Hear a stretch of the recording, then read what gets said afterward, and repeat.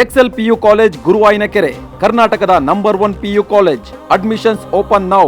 ಅಬಕಾರಿ ಸಚಿವ R B Timmapur ಅವರ ರಾಜೀನಾಮೆಗೆ ಆಗ್ರಹಿಸಿ ಬಿಜೆಪಿ ಜೆಡಿಎಸ್ನ ನಾಯಕರುಗಳು ಅಹೋರಾತ್ರಿ ಧರಣಿಯನ್ನ ಮಾಡಿದ್ದಾರೆ. ಧರಣಿ ಮುಂದುವರಿಸಿದ್ದಾರೆ. ಈಗ ಬೆಳಗ್ಗೆ 10 ಗಂಟೆಗೆ ಸದನ ಆರಂಭ ಆಗುವಂತದ್ದಿದೆ. ಈ ವಿಚಾರಕ್ಕೆ ಸಂಬಂಧಪಟ್ಟಂತೆ ನ್ಯೂಸ್ ಫಸ್ಟ್ ಜೊತೆ ಮಾತನಾಡಲಿಕ್ಕೆ ಮಾಜಿ ಉಪಮುಖ್ಯಮಂತ್ರಿಗಳು ಅಥಣಿ ವಿಧಾನಸಭಾ ಕ್ಷೇತ್ರದ ಹಾಲಿ ಕಾಂಗ್ರೆಸ್ನ ಶಾಸಕರಾಗಿರುವಂತ ಲಕ್ಷ್ಮಣ್ ಸವದಿ ಅವರಿದ್ದಾರೆ. ಅವ್ರನ್ನ ಮಾತಾಡಿಸ್ತೀನಿ. ಲಕ್ಷ್ಮಣ್ ಸವದಿ ಅವರೇ, ಬಿಜೆಪಿ ಜೆಡಿಎಸ್ನ ನಾಯಕರು ಅಹೋರಾತ್ರಿ ಧರಣಿ, ಆರ್ ಬಿ ತಿಮ್ಮಾಪುರ ಅವರ ರಾಜೀನಾಮೆಗೆ ಆಗ್ರಹಿಸಿ ನಾವು ದಾಖಲಾತಿ ಕೊಟ್ಟಿದ್ದೀವಿ ಸ್ವಾಮಿ, ಆದ್ರೂ ಸರ್ಕಾರದಲ್ಲಿ ಸಚಿವರನ್ನ ರಾಜೀನಾಮೆ ಕೊಡ್ತಾ ಇಲ್ಲ ಅನ್ನೋ ಒನ್ ಲೈನ್ ಮಾತು ಅವ್ರದ್ದು. ಏನು ದಾಖಲಾತಿ ಕೊಟ್ಟಿದ್ದಾರೆ? ಯಾರ್ದು ಆಡಿಯೋದ ಮೇಲೆ ದಾಖಲಾತಿನ ಅದು? ಹಿಂದೆ ಎಷ್ಟು ಆಡಿಯೋಗಳು ದಾಖಲಾತಿಗಳು ಕೊಟ್ಟಿರ್ತಕ್ಕಂಥದ್ದು ಇದೆಯಲ್ಲ ನೋಡಿ. ಏನಾದರೂ ಒಂದು ತನಿಖೆ ಆಗಿ ರಿಪೋರ್ಟ್ ಬಂದ ಮೇಲೆ ಒಂದು ಸತ್ಯಾಸತ್ಯತೆಯನ್ನು ಅರ್ಥ ಮಾಡ್ಕೊಂಡು ಮಾಡಿದರೆ ಅವ್ರಿಗೂ ಭೂಷಣ. ಅನಾವಶ್ಯಕವಾಗಿ ಅಲಿಗೇಷನ್ ಮಾಡಿ ಅವ್ರಿಗೇನಾಗಿದೆ, ಅವರಿಬ್ಬರು ಮಧ್ಯದಲ್ಲೂ ಕೂಡ ಸರಿ ಇಲ್ಲ. ಜೆ ಡಿ ಎಸ್ಸು ಮತ್ತು ಬಿ ಜೆ ಪಿ ಮಧ್ಯದಲ್ಲಿ ದೇವೇಗೌಡರು ಈಗಾಗಲೇ ಹೇಳಿಬಿಟ್ಟಿದ್ದಾರೆ, ಅಸೆಂಬ್ಲಿಗೆ ಪಾರ್ಲಿಮೆಂಟಿಗೆ ಮಾತ್ರ ನಮ್ಮದು ಹೊಂದಾಣಿಕೆ, ಸ್ಥಳೀಯ ಚುನಾವಣೆಗಳಿಗೆ ನಮ್ಮದು ಹೊಂದಾಣಿಕೆ ಇಲ್ಲ. ಆಮೇಲೆ ಅವರು ಬಿ ಜೆ ಪಿ ರಾಜ್ಯಾಧ್ಯಕ್ಷರು ಒಂದು ಹೇಳಿದ್ದಾರೆ, ನಾವು ಸ್ವಂತ ಬಲದ ಮೇಲೆ 140 ಸೀಟ್ ಬರ್ತೀವಿ ಅಂತಂದಾಗ ಅವರು ಕೂಡ ಅದನ್ನು ಹೇಳಿರ್ತಕ್ಕಂಥ.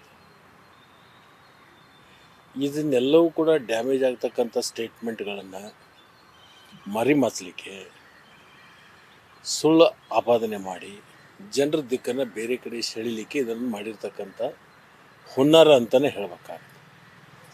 ಒಬ್ಬ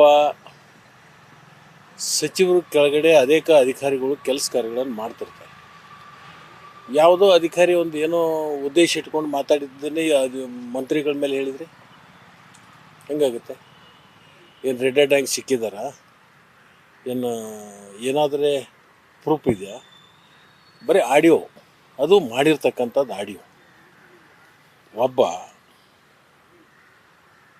ಪರ್ಪಸ್ಲಿ ಒಬ್ಬ ಹಿರಿಯ ಅಧಿಕಾರಿಗಳನ್ನು ಇಟ್ಕೊಂಡು ಅವ್ನು ಮಾತಾಡಿರ್ತಕ್ಕಂಥದ್ದನ್ನು ಅವ್ನು ಮಾತಾಡಲಿಕ್ಕೆ ಪ್ರೂಫ್ ಮಾಡಿರ್ತಕ್ಕಂಥದ್ದು ಅಂಥ ವಿಚಾರ ಇಟ್ಕೊಂಡು ಇವತ್ತು ಹಗಲು ರಾತ್ರಿ ಧರಣಿ ಮಾಡ್ತಕ್ಕಂಥ ಸಬ್ಜೆಕ್ಟೇ ಅಲ್ಲ.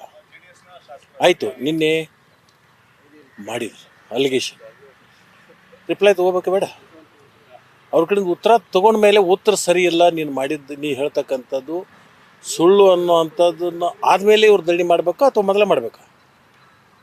ಜಿ ರಾಮ್ಜಿ ಅಂತಕ್ಕಂಥ ಕಾನೂನನ್ನು ಇವತ್ತೇನು ನಾವು ತಿರಸ್ಕಾರ ಮಾಡಿ ಅದನ್ನೇ ಜನರ ದಿಕ್ಕನ್ನು ಬೇರೆ ಕಡೆ ಸೆಳೀಲಿಕ್ಕೆ ಇವತ್ತು ನರೇಗಾ ಅಂತಕ್ಕಂಥದ್ದು ಏನೋ ತೆಗೆದು ಹಾಕಿದ್ರಲ್ಲ, ಆ ಒಂದು ಜನರಿಗೆ ಇವತ್ತು ಅರ್ಥ ಆಗಿದೆ.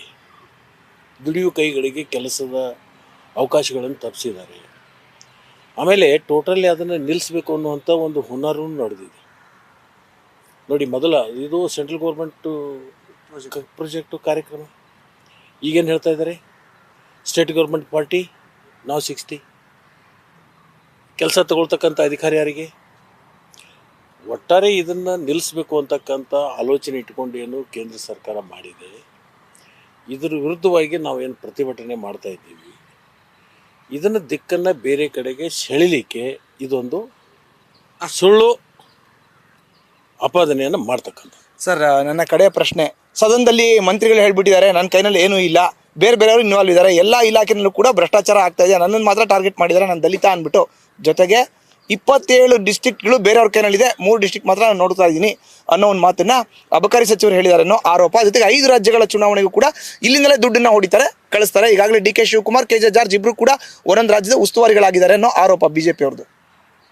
ಬಿಜೆಪಿಯವ್ರ ಆರೋಪ ರೀ. ಹಂಗಾದ್ರೆ ಇವರು ಸರ್ಕಾರ ಇದ್ದಂಥ ಸಂದರ್ಭದಲ್ಲಿ ಇವರು ಯಾರಿಗೆ ಬೇರೆ ರಾಜ್ಯಕ್ಕೆ ಚುನಾವಣೆಗೆ ಸಹಾಯ ಮಾಡಿಲ್ಲ ಅಂತ ಹೇಳಿ ನೋಡೋಣ. ಇವರು ಸರ್ಕಾರ ಇದ್ದಂಥ ಸಂದರ್ಭದಲ್ಲಿ ಮಾನ್ಯ ಯಡಿಯೂರಪ್ಪನವರು, ಮಾನ್ಯ ಬೊಮ್ಮಾಯಿ ಅವರು ಇದ್ದಂಥ ಸಂದರ್ಭದಲ್ಲಿ ಬೇರೆ ಬೇರೆ ರಾಜ್ಯಗಳಿಗೆ ಇವರು ಸಹಾಯ ಮಾಡಿಲ್ಲ ಅಂತ ಮಾಡಿದ್ದಾರೆ ಸರ್. ಹಾಗಾದ್ರೆ ತಾವು ಅವಾಗ ಅಲ್ಲಿದ್ರಲ್ಲ, ಅವ್ರು ಹೇಳ್ಬೇಕೀಗ ಮಾಡಿಲ್ಲ ಅಂಥೇಳಿ. ನಮ್ಮದು ಆರೋಪ, ಅವ್ರು ಹೆಂಗೆ ಆರೋಪ ಮಾಡ್ತಾರೆ, ನಮ್ಮದು ಒಂದು ಆರೋಪ ಹೇಳಿ ಇಲ್ಲ ಅಂತೇಳಿ ಎದಿ ಮುಟ್ಕೊಂಡು ಹೇಳಪ್ಪ ನೋಡೋಣ. ಸುಮ್ಮನೆ ನೋಡಿ, ರಾಜಕಾರಣದಲ್ಲಿ ಜನ ನಮ್ಗಿಂತ ಬುದ್ಧಿವಂತರಾಗಿದೆ. ನಾವೇ ಬುದ್ಧಿವಂತರಂತ ಏನು ನಾವು ಭ್ರಮೆ ಒಳಗಿದ್ದೀವಲ್ಲ, ಬರೀ ಕಣ್ಣು ಈ ಕಡೆ ಆ ಕಡೆ ಹೊಳಿಸಿದ್ರೆ ಯಾಕೆ ಹೊಳಿಸಿದ, ಯಾವ ಉದ್ದೇಶ ಇಟ್ಕೊಂಡು ಹೊಳಿಸಿದ ಅನ್ನೋಂಥ ಪ್ರಜ್ಞೆ ಇವತ್ತು ಜನಸಾಮಾನ್ಯರಲ್ಲಿ ಬಂದಿದೆ. ಯಾವುದೂ ಕೂಡ ನಾವು ಮಾಚಲಿಕ್ಕೆ ಹೋದ್ರೂ ಕೂಡ ಪ್ರಯೋಜನ ಆಗಲ್ಲ. ಜನರಿಗೆ ಸಂಪೂರ್ಣ ಗೊತ್ತಿದೆ ಯಾರು ಏನು ಎಂತ ಎಲ್ಲನೂ ಗೊತ್ತಿರೋದ್ರಿಂದ ನಮ್ಮ ಈ ಎಲ್ಲ ಹಳೆ ಕಾಲದ ಡ್ರಾಮಾಗಳಿವೆಲ್ಲ ನಡೆಯಲ್ಲ ಮುಂದೆ. ಈಗ ಹಾಗಾದ್ರೆ ಕಡೆಯ ಅವರ ಹೋರಾಟ ಏನು ಹೇಳ್ತೀರಿ ಸರ್ ಈ ಸಂದರ್ಭದಲ್ಲಿ? ಲಾಸ್ಟ್ ವರ್ಡ್ಸ್ ನಿಮ್ಮದು. ಅವ್ರು ಹೋರಾಟ ಮಾಡ್ತಿದ್ದಾರೆ, ರಾಜೀನಾಮೆಗೆ ಆಗ್ರಹಿಸ್ತಾ ಇದ್ದಾರೆ. ಇವತ್ತು ಕಡೆ ದಿನದ ಅಧಿವೇಶನ. ಮೊದಲನೇ ದಿವಸ ಯಾಕೆ ಮಾಡಲಿಲ್ಲ? ಆರಂಭ ದಿವಸ ಯಾಕೆ ಮಾಡಲಿಲ್ಲ? ಇವರಿಗೆ ಮಾಡಿದಂಗೆ ಆಗಿರಬೇಕು, ಜನರಿಗೆ ತೋರಿಸಿದಂಗೆ ಆಗಿರಬೇಕು. ಅದು ಯಾವುದೂ ಕೂಡ ಆಧಾರರಹಿತವಾಗಿರ್ತಕ್ಕಂಥದ್ದು ಅನ್ನುವಂಥದ್ದು ಪ್ರೂವ್ ಆಗೋಕ್ಕಿಂತ ಮೊದಲೇ ಬಿಟ್ಟು ಹೋಗೋರು. ಗಲಾಟೆ ಮಾಡ್ತಾರೆ, ಮಧ್ಯಾಹ್ನಕ್ಕೆ 2 ಜನ ಆಗ್ತದೆ ಗಲಾಟೆ ಮಾಡೋದ್ರಿಂದ. ಅವ್ರಿಗೆ ಗೊತ್ತಿದೆ ನಿನ್ನೆನೇ ಯಾಕೆ ಮಾಡಿದ್ರು ಅನ್ನೋದನ್ನು ಕೂಡ ಜನರಿಗೆ ಗೊತ್ತಿದೆ. ಆರಂಭ ದಿವಸ ಮಾಡಬೇಕಾಗಿತ್ತು, ಯಾಕೆ ಸುಮ್ಬಿಟ್ರು? ವಿಧಾನಸಭಾ ಆರಂಭ ಆದ ದಿವಸನೇ ಪ್ರಾರಂಭ ಮಾಡಬೇಕಾಗಿತ್ತಲ್ಲ. ಇದು ವಿಚಾರ ಗೊತ್ತಿದ್ದಾಗ ಯಾಕೆ ಕೊನೆ ದಿವಸ ತಂದ್ರೆ ಇದನ್ನು?